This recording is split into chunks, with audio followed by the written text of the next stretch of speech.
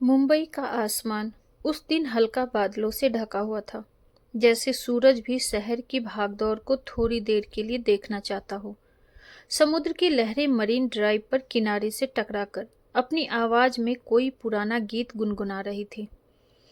इसी शहर के अलग अलग हिस्सों में बसे दो घर, दो परिवार एक दूसरे के अस्तित्व को नकारते हुए भी अनजाने में एक ही कहानी की कड़ी बनने वाले थे। राघव वर्मा रियल एस्टेट की दुनिया का बड़ा नाम, अपने ऑफिस की खिड़की से बाहर झांक रहे थे। सामने खड़ा विशाल टावर उनकी सफलता का प्रतीक था। लोग उन्हें वर्मा कंस्ट्रक्शन का बादशाह कहते थे, लेकिन इस सफलता के पीछे की कहानी सिर्फ वह जानते थे। 15 साल पहले जब वह एक साधारण बिल्डर थे, उन्होंने आलोक कपूर के साथ एक संयुक्त प्रोजेक्ट शुरू किया था। दोनों के बीच अच्छी दोस्ती थी, इतनी कि त्योहारों पर परिवार साथ मिलकर मनाते थे। राघव के बेटे आदित्य और आलोक की बेटी अंजलि तब स्कूल के दिनों में भी अच्छे दोस्त थे, लेकिन कहते हैं ना, व्यापार में दोस्ती कब दुश्मनी में बदल जाए कोई नहीं जानता। प्रोजेक्ट के पैसे, जमीन की रजिस्ट्री और बैंक लोन के कारण ऐसा विवाद हुआ कि मामला कोर्ट तक पहुंच गया। दोनों ने एक दूसरे पर धोखाधड़ी के आरोप लगाए। रिश्ते टूट गए, घर के दरवाजे बंद हो गए और बच्चों की दोस्ती भी खत्म हो गई। मैं कसम खाता हूं आलोक, उस दिन राघव ने गुस्से में कहा था, अब जिंदगी भर तुम्हारा चेहरा नहीं देखना चाहता। और सचमुच 15 साल बीत गए। दोनों परिवार एक दूसरे से इस तरह दूर हो गए जैसे एक ही शहर में दो अलग अलग ग्रहों पर रहते हों। कॉलेज का पहला दिन हमेशा नई मुलाकातों का दिन होता है। अंजलि कपूर अब 20 साल की हो चुकी थी, आत्मविश्वासी, तेज दिमाग वाली और बेहद स्वतंत्र ख्यालों की। उसे आर्किटेक्चर में करियर बनाना था। उसी क्लास में बैठा था आदित्य वर्मा, लंबा, हंसमुख, थोड़ा शरारती लेकिन बेहद जिम्मेदार। उसे भी अपने पिता का बिजनेस संभालने का सपना था, लेकिन खुद के बलबूते पर नाम कमाने की चाह भी। पहली क्लास में जब प्रोफेसर ने सबको ग्रुप में प्रोजेक्ट करने के लिए कहा तो किस्मत ने खेल खेला। अंजलि और आदित्य एक ही ग्रुप में आ गए। हाय, मैं आदित्य, उसने हाथ बढ़ाते हुए कहा। अंजलि, उसने हल्की मुस्कान के साथ जवाब दिया। नाम सुनते ही दोनों को हल्की सी चौंकने वाली अनुभूति हुई। चेहरों को गौर से देखा। यादें धुंधली थी, लेकिन पहचान की एक परत अभी भी बाकी थी। तुम कपूर और तुम वर्मा। दोनों के चेहरे पर कुछ पल के लिए खामोशी छा गई। फिर अंजलि ने धीरे से कहा, अरे, हम बचपन में साथ खेलते थे, याद है?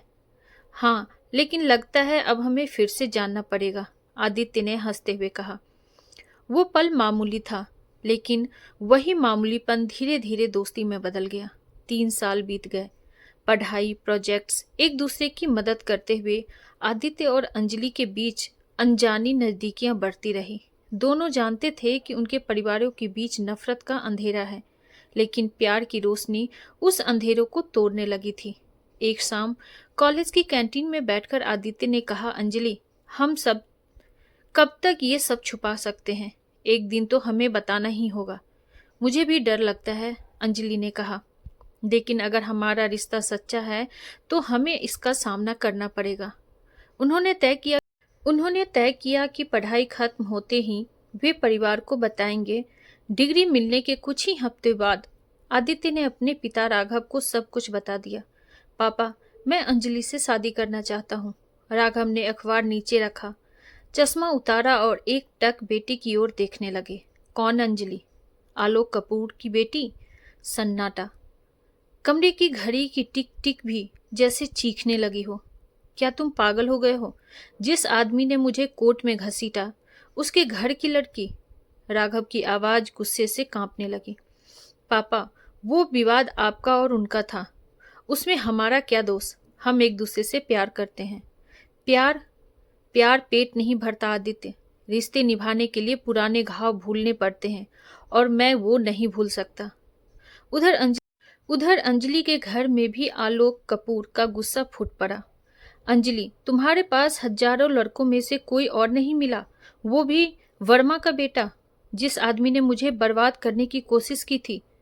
पापा, आप समझ क्यों नहीं रहे हैं? आदित्य वैसा नहीं है। आप दोनों की दुश्मनी में हम क्यों कुर्बान हों? लेकिन बात तर्क से ज्यादा अहंकार की थी। कई हफ्तों तक दोनों परिवारों में बातचीत बंद रही। आदित्य और अंजलि ने तय कर लिया कि चाहे कुछ भी हो वे अलग नहीं होंगे। आखिरकार दोनों ने कोर्ट मैरिज कर ली। यह खबर मीडिया तक पहुंची क्योंकि दोनों परिवार के शहर में बड़े नाम थे। अखबारों में सुर्खियां बनी, दुश्मन परिवारों के बच्चे बने जीवन साथी।